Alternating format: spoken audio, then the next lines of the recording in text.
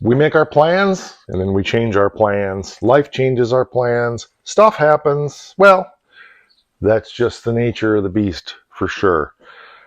Today we're going to start spraying substance on the bottom of parts of the floor pan. We're experimenting with a product that I've not used before. I hear good things about it. The plan that I had has not come through and I can't wait anymore. I need to move forward on this car. Can you relate to that? I'm sure you can. You can't wait for the perfect thing. Sometimes you just have to do the next thing. I'm Mike, and you're watching My Car's Shop. I really wanted to use lizard skin on the bottom of this car. I was hoping that the fundage would come at some point so that we could put that product on here. Funding didn't come, so I wrote a letter to the company asking if they would consider donating product to the channel for me to do an unbiased demonstration and review of the product, and we would continue to mention that product moving forward and use it on other projects. And that was 2.5 months or more ago now. It's been crickets. I didn't even get a no. I got nothing. Very, very disappointing, and as far as I'm concerned, unprofessional to not even acknowledge it and say, hey, thanks for the consideration, but no thanks. Nothing. So that's okay. We'll move on. We won't use that product. Probably never will now. Not anything other than my experience, so take that for what it's worth, but a little disappointing to say the least. Having been in the industry and so forth, we always would try to help out consumers that were using products or wanted to use products or needed help with product. And so I'm a little disappointed with the company, but que sera, sera. Anyway, so what I got here, I did my research, and dollar for dollar, value for value, and kind of appropriate because all of the dark stuff you see on this car is Rust-Oleum. I've got Rust-Oleum truck bed liner. Now, this is the pro grade stuff, not the cheap stuff.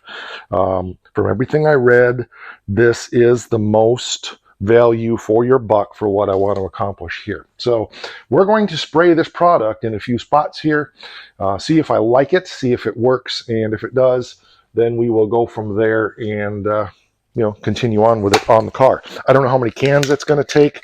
By my calculations, I'm thinking 4 cans. This was $12, I think, for a can. So 4 cans would put us in under $100. So I'm pretty happy with that. So let's pick a spot that we want to spray. I think we'll start in here and see how we like it.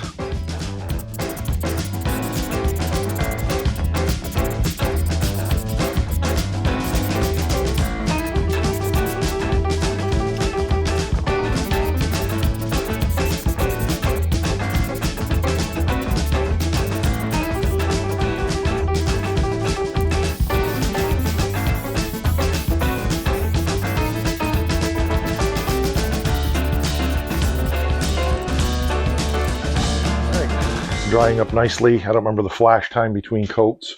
I'd hoped for something a little bit heavier and thicker. That's why I wanted the lizard skin, but this is going to do the job. At 60 miles an hour, you're never going to see this.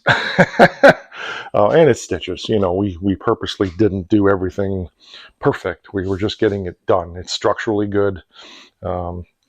And I don't mind that there are things showing where the car is stitched together again, because that's the context of this project.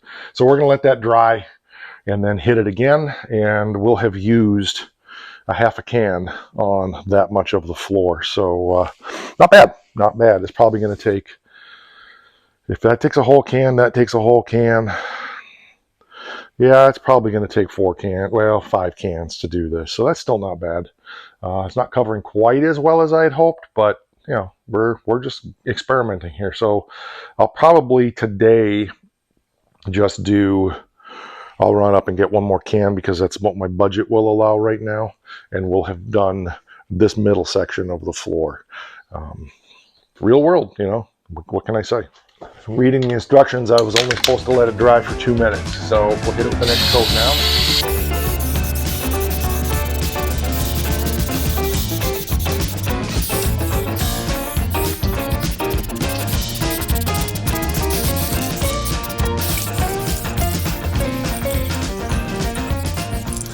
I think that looks pretty good. Nice coat, the second coat, used up the whole can. So we're going to make a road trip here to get some more. We'll know that one more can will cover this area. So that's good. I got a little bit of seam sealing work I want to do up here yet, so I'll get that done before I run. But yeah, not bad. You know, it just kind of melts everything together a little bit, which is what I was hoping for. I'm not intending to hide everything, obviously, but I really wanted a nice durable finish on the bottom of this car. It's going to provide a little bit of sound deadening. And when you're walking on the floor, if you're ever walking down here, your feet aren't going to slip because it's got that good traction bed liner on it now. Okay, I don't have a phone holder in this vehicle, but I wanted to say a couple things while I'm thinking of it on my way up to grab some of that bed liner. Yeah, the point of that, of course, is first as a rust sealant, block out the moisture, and it's a rubber coating, so you know, unless the moisture gets behind it, then you got trouble. But with it properly applied and it, you know, that kind of stuff, it'll stick good and do that. Second thing is it does provide some levels of sound deadening, not as much as the lizard skin, but I will probably treat the inside of the floor pan with the same product and then put something like boom mat or something down on that as well. Maybe not, we'll see. Sometimes I've actually just used household carpet pad. I think that's what's in my GTS. It works great, keeps the heat out and provides some level of sound deadening, although on that car it's so obnoxiously loud. But I just say all of this to say, you know, I have my ideals of how I want to do things, and then there's reality. And I really think that is the case for most of us, is we have the harsh realities of our lives that just get in the way, and we can either work around it or we just walk away from it and stall on a project. And I don't want to stall on a project ever. Maybe things aren't done to the level or the standard or whatever that I had in my mind, my ideal, but you know, it is what it is. I mean, it's just either we're going to move forward and be enjoying the car, which is the point, or we're going to have an eternal project. Now, this thing's been in the shop since 2020, so it's been in the shop for about 5 years now, because I think it was in the summer that I put it in 20. I started working on it a little bit in 19 outside. But I don't think that's an unrealistic timeline, considering that I'm doing 13 projects. I've done customer work in the midst of all of this. We painted a truck for a guy. We did a bunch of work on John 66 Belvedere. And we've had other projects here and there. There's other paint jobs I've done, not full paint jobs, but paint repair work I've done for other customers that you haven't seen. Some of that's in the member area. Plus, I'm working full-time and running a business and producing albums and producing music for a band, as well as performing in the band. So there's a lot going on. But I always want to be taking those little bites, moving forward, always forward motion on everything we're doing. All right, I'm going to get off my soapbox. I'm going to go to Walmart here and grab another can or two, depending on the cash. I know the cash I have. It's going to depend on the price. What we can scrape together. That's the real world of, I got just a little teeny bit of money that I can put into this right now. That's all I can do, so let's do that.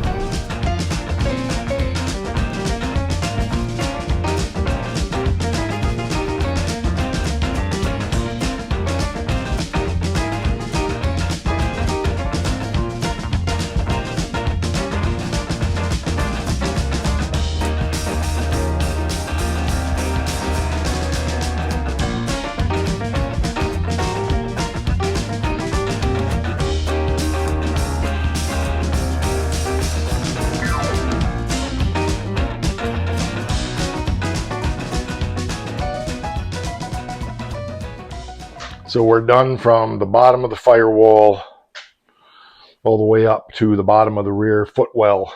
So I think 2 more cans is probably going to get the rest of this done. Probably going to use it on the bottom of this as well.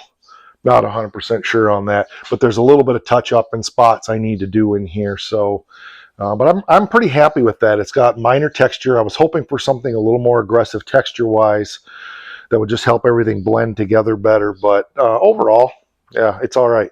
So, oh, and one thing I want to touch on before people blow a gasket.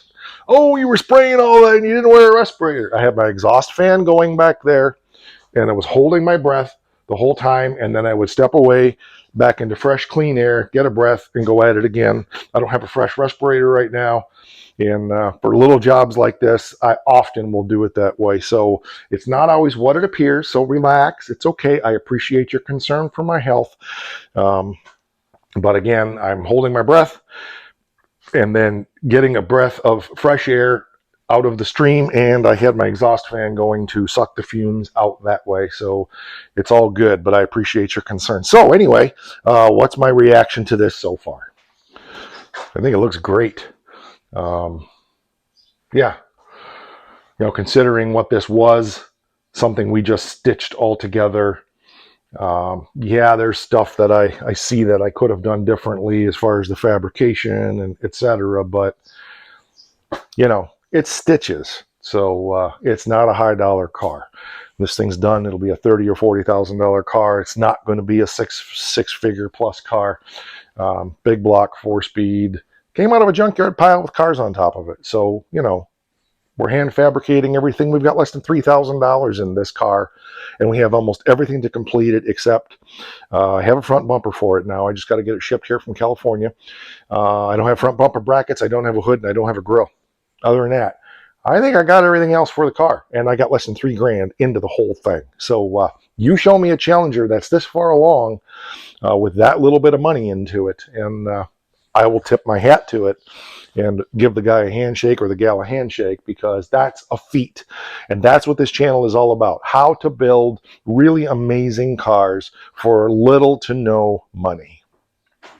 My Car Shop is here to challenge you to say, if the first thing you think about when you're building a car is what I need to throw money at next, you might want to consider thinking differently, because it's all about throwing resourcefulness at things and resources at things, not just money. Whether it's the Stitches Challenger, the Forsyth Duster, the 39 Dodge pickup, or any of the other, I don't know how many cars we have, 13 cars that we have here that we're building.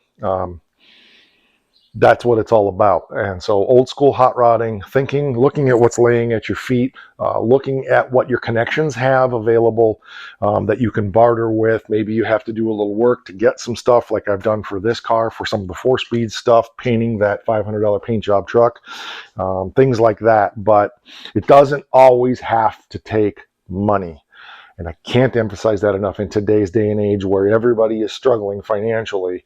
That's what this channel is all about. All right, that's going to do it for this one. I appreciate you being here. We'll be back we got to clean up that wheel well and get a little work done in there. It's still dirty, and we got to finish up the quarter panel mounting that we did on that side.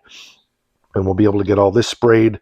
So I'm really pleased with all of that. But we're done from the firewall to here with what we're spraying under the car. And technically, probably we could get another can and do it up to here and just skip the wheel well. But I really don't want to stir up all of that dirt in there once I've done this. So let's get that done.